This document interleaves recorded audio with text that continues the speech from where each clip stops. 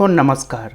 BPSC का exam अगर देना हो, आपने अपने दोस्तों अपने शिक्षकों से बात की हो और वो लूसेंट का नाम न लिए हों, ऐसा असंभव है।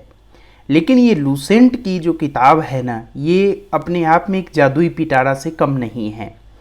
मुझे शायद ही अब तक कोई ऐसा बच्चा मिला है जो ये कह रहा हो कि मैं इस किताब को पढ़ने में बहुत इन्जॉय फील करता हूँ। और दूसरा नंबर बात, अगर कोई ऐसा गलती से मिल भी जाता है ना, तो उसका रोना ये लगा रहता है कि यार इसको याद कैसे गुरु किया जाए।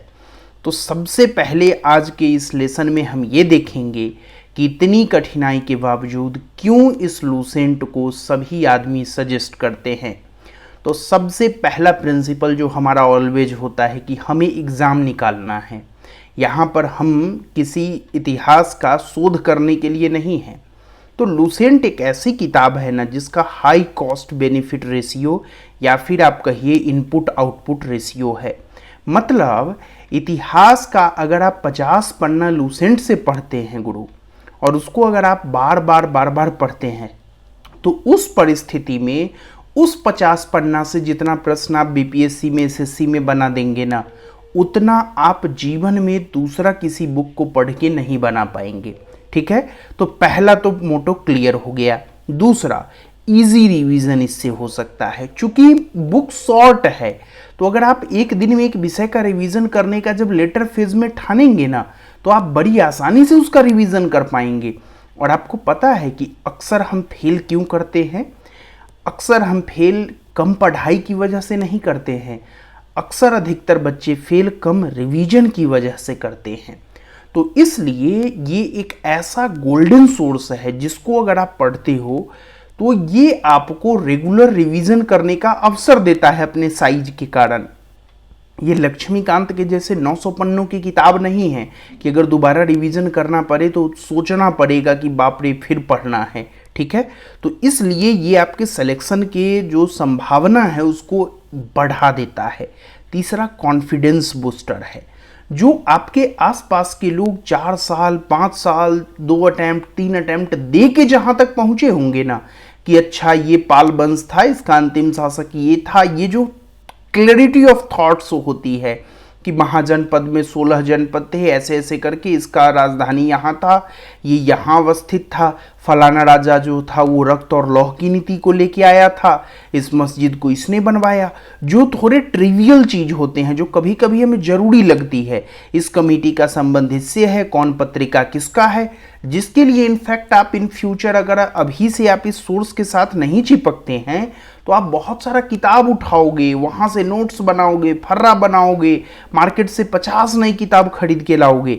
लेकिन ये सब आपको लूसेंट एक जगह पर उसी 50 पन्ने में उपलब्ध करा देता है। और जब आप उसको बार बार पढ़ने के बाद, बार बार रिवाइज करने के बाद, खुद में एक बार अंदर जब झांकते हो, मूल्यांकन करते हो, अपना टेस्ट देते हो, उस दिन आपको फील होगा कि नहीं गुरु, ये मेरे कॉन्फिडेंस को बूस्ट कर रहा है। और हमारा एग्जामिनेशन नॉलेज का तो टेस्ट है ही, लेकिन नॉलेज के साथ साथ यह उस भरोसे का, यह उस कॉन्फिडेंस का टेस्ट है जो अधिकतर बच्चे एग्जाम के समय लूज कर देते हैं कि हाय हम जो पढ़े हैं उसमें से नहीं आएगा, बाकी पूरा दुनिया का सवाल आ जाएगा। ठीक है, तो ऐसा आपके पास नहीं होगा। अब चौथी बात, क्यों हमें लूसेंट पढ़ना चाहिए? तो लूसेंट हमें चौथी बार इसलिए पढ़ना चाहिए, चौथी बात, क्योंकि जहां सबका कटेगा वहां आपका नहीं कटेगा। जी हाँ, ये लूसेंट की विशेषता है कि जिस सवाल में मान लो कोई बहुत रिसर्च करके आया है, सपोज दैट, लेकिन फैक्ट्स अगर उसे याद नहीं है, जैसे बड़ा आसान सा प्रश्न मान लो बीपीएससी पूछती है फलाने राजवंश का प्रथम शासक कौन है, एनसीईआरटी पढ़ेगा वो मिस कर देगा। ठीक है, क्योंकि उसमें सामाजिक आर्थिक कारणों का विश्लेषणात्मक पक्ष ज़्यादा होगा। वहीं अगर आप लूसेंट बार बार पढ़े हो ना, तो जो भी ऐसे ट्रिवियल प्रश्न होते हैं जो वहाँ कम से कम मौजूद थे वन लाइनर फॉर्मेट में, वो आपसे नहीं छूटेगा।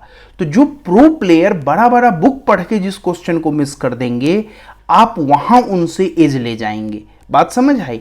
इसलिए मैं ये लिखा हूँ कि जहाँ सबका कटेगा वहाँ आपका नहीं कटेगा। इसका निगेटिव क्या होगा अगर आप लूसेंट नहीं पढ़ेंगे? तो इसका निगेटिव इम्पैक्ट यह होगा कि बॉस जिस समय बाकी आदमी का अगर बाकी पढ़ के जा रहा है लूसेंट और आप नहीं पढ़ के जा रहे हैं, तो आप वो गलती करोगे जहां वो सब सही करके आगे बढ़ रहे हैं, तो फिर आपके लिए उनको बीट करना असंभव हो जाएगा। ठीक है। पांचवा चीज, यहाँ छठा नहीं, पांचवा चीज क्या है? घर में है सोना तो काहे का रोना।